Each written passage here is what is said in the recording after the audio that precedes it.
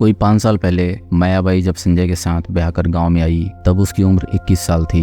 पति के साथ कुछ समय तो उसके दिन अच्छे बीते, लेकिन बाद में संजय पत्नी के बजाय खेती पर ज्यादा ध्यान देने लगा। पत्नी की भावनाओं को नजरअंदाज करते हुए वह घर के बजाय रात को खेतों पर ही सोने लगा। ऐसे में मायाबाई की नजरें पड़ोस में रहने वाले युवक हल्के चौधरी से लड़ गई। वह मायाबाई से 2 साल छोटा था और उसे भोजी कहता था। गाँव में मायाबाई के आते ही उसकी सुंदरता के चर्चे होने लगे थे, लेकिन उस वक्त हल्के इन सब बातों में ज्यादा दिलचस्पी नहीं लेता था। धीरे धीरे उसकी उम्र बढ़ी तो उसके मन में भी मायाबाई की खूबसूरती गुदगुदाने लगी। मायाबाई के कच्चे मकान में कच्चा बाथरूम बाहर आंगन में था, जो हल्के के घर से साफ दिखाई देता था। इसलिए 20 साल की उम्र तक आते आते जब हल्के के मन में जवानी की तरंगे उछाल मारने लगी तो वह मायाबाई को नहाते हुए छिप कर देखने लगा। इसी बीच करीब साल भर पहले एक दिन नहा रही मायाबाई की नजर हल्के पर पड़ गई। उसने उससे कुछ नहीं कहा। वह समझ गई कि हल्के चौधरी की जवानी अंगड़ाई ले रही है। फिर मायाबाई के मन में भी चुगल करने की बात घर कर गई। अगले दिन से वह चोरी छिपे ताका झाकी करने वाले हल्के को अपने रूप में अगले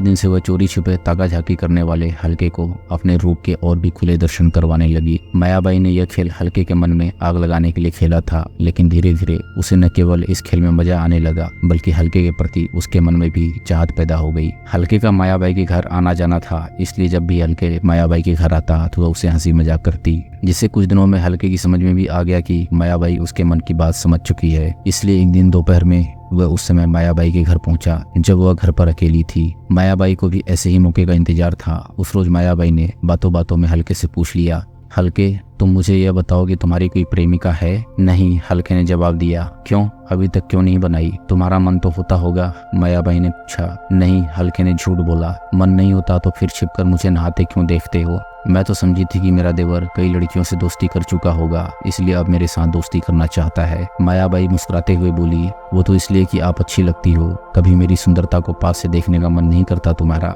मायाबाई ने पूछा।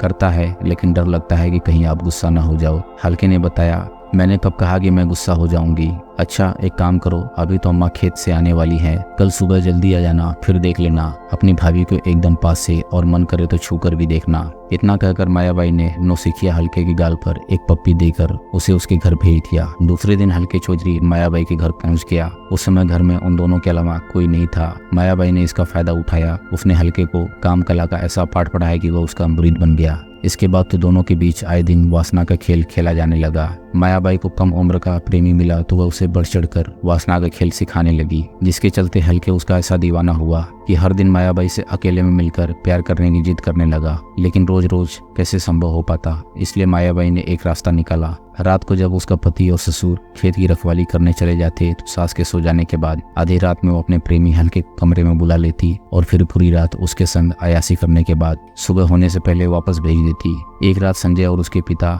मलुआ खेत पर चले गए। फिर सास भी खाना खा पी कर गहरी नींद में सो गई तो मायाबाई ने हल्के को बुला लिया। हल्के अब प्यार के खेल में काफी होशियार हो चुका था।